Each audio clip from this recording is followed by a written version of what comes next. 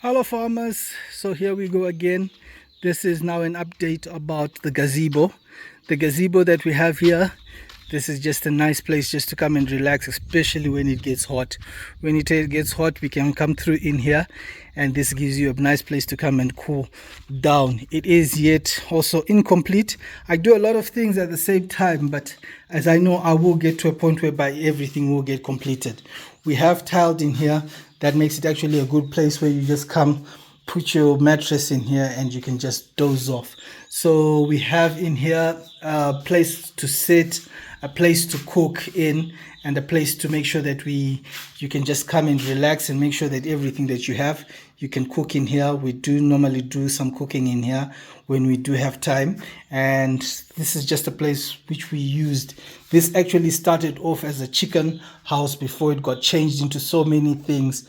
The nice thing about it is that it lets in a lot of breeze on all sides due to the fact of all these windows which has got mesh wires and mosquito nets. So therefore in here it is actually a good place to come and chill when it's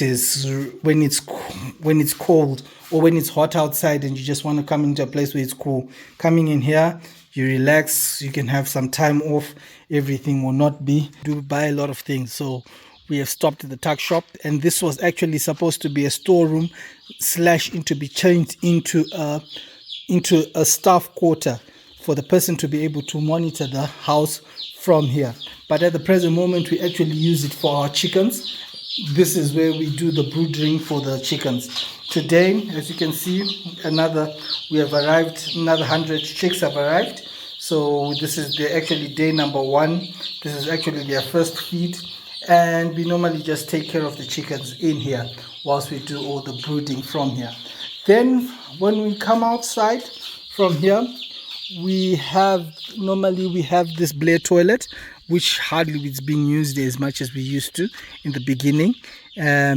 But the Blair toilet, there was a time I wanted to demolish it and other people just said keep it. And we have fenced ourselves in so that from here we have a bit of separation from the animals and the other things that we do have on the farm. Then from here, if you look straight ahead, there is another fence which demarcates the other section of the plot. What we have tried to do is make sure that our plot is all demarcated in such a way that we are able to do you actually know what activities are happening where. That section where it is fenced going in that direction, that is where you're now going towards the pigs, you are going towards the jacaranda trees and one of our fields. This is section 1 of the fields. This, if anyone has watched some of our videos, this field is the field that we used to grow this year's sugar nuts, ground nuts, which did not work out. So in here, that became a thing that did not work, the ground nuts. But this is one of the fields that we use. It's about just over a hectare of land, which is on that. It's about 1.5 hectares. Totally, if I was to say, it's almost 2 hectares on this section that I am looking at.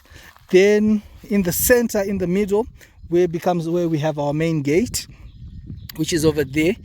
That is where that we have. This section is mainly a crossover for the cows when they come from cows and goats when they come from the fields.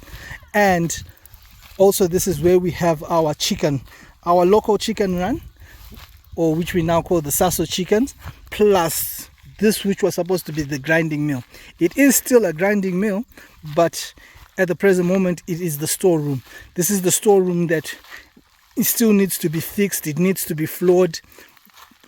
It needs a lot of things at the present moment. So therefore, that is the reason why we are not working on it and doing much about it, due to the fact that we just haven't had time to, I can't say time, but again, money is not that easy to come by. So you just try to prioritize things as you go along. As you can see, this is whereby you come back to the chickens, to the chicken house. And this is where the chickens and the ducks stay. We have removed the water, which the ducks, because it was also getting to a point whereby it was leaking. So we needed to remove the water. So from there, you come through the tunnel, and in here in the tunnel, this used to be a rabbit house, but now we don't use it anymore. I don't even know what it's still doing in here. But as you can see, and then on the far end, as you can see on the other side, is the broiler chicken house. So people say that you cannot mix broilers, chickens, and pigs in the same area. I believe that it's just the way you just didn't do it, because I have been doing this now for the past 4 years.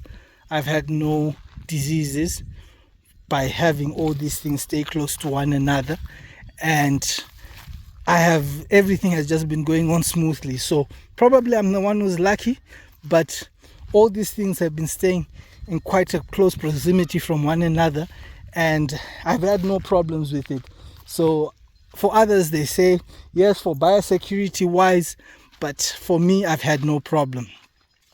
Then these are the goat pens, which you can see there are 2 goat pens, on the one with an upstairs, which is off the ground, and the other one which for the ones which are on the ground. So these goat pens are used, they interchangeably. After one they clean, then they move to the other side, and after the other side is done, then it's cleaned and moved to the other side. So we are trying to maximize the small little spaces that we do have, and this is whereby we are now crossing over to the next section of the farm. So when I get to this corner post here, we would have now gone back into the main fence of section 3. On section 3, once we get to section 3, we come back to the staff accommodation. This is where the staff stay, and I'm not going to show you much, but this is where their house is. This is where they cook. This is where they live and take care of the farm. And after their farm, then we go into the next 2 hectares. This is now almost 2.5 hectares of land going this side. This is then divided again into 2, because there is about 1.5 hectares of land which we use for farming. This is the place normally where we grow maize. This is the maize area going all the way to the end, and by the side of it, this is where we keep our cattle. At the present moment, the cattle have gone out, so as you can see, there were no goats, no cows. All these things have gone out.